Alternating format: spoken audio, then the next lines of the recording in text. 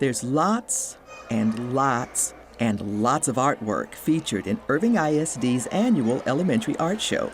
And each piece represents the creativity and imagination and joyfulness that the young artists bring to their work.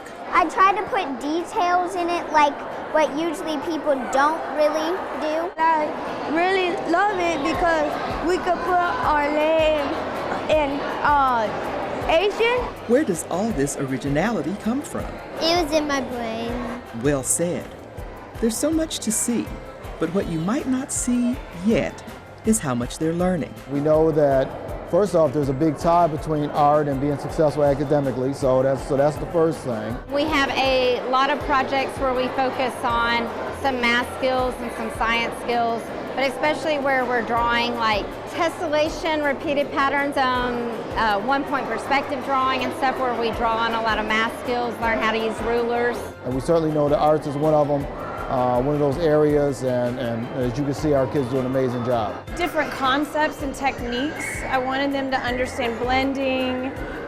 We focused on Seurat's pointillism for 3rd grade, and you can see with all their insects that we have kind of floating around. We also have tons of social studies connections where, because we're talking so much art history and we're talking about so many artists, so we're talking about different times within even American history when we talk about the 50s abstract expressionist movement and the pop art movement of the 60s and what was going on in America at that time that kind of led to those movements happening. We wanted to do more collaborative art. We did some collaborative art last year, and so 2nd grade, they had their flowers here that they did, kind of like a floral bouquet. We also do a lot of reading, especially with my kindergartners. I usually start every lesson with a picture book. So we'll read a picture book and talk about a famous artist that the book is about, and then we'll make art based on that. A book about Ms. Spider, who just wanted to make some friends, inspired Landon's artwork. She set up a tea party.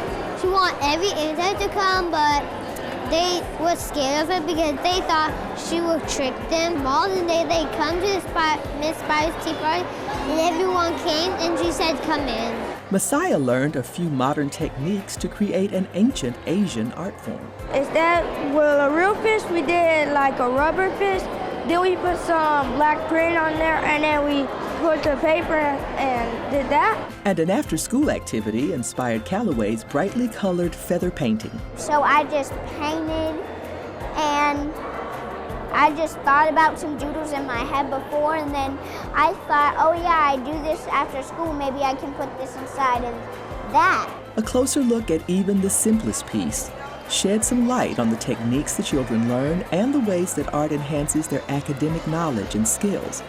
But the most important thing they learn may be how to tackle a new challenge. Oftentimes they look at art and they see the finished product and they don't see the little steps that go into that, and so I kind of like try to focus on the little steps with them so they feel more accomplished and that it's not so daunting. Families gather to celebrate their young artists. Oh, they're excited. Yeah, they're excited. They're proud of their kids. I know the students are excited as well. And that feeling is a win for the whole community. I think just that community built bond that we have, all being here on the same page to support the child. And every child leaves with something money can't buy. Because I'm a great artist. A little more confidence. This is Kathy Whiteman reporting.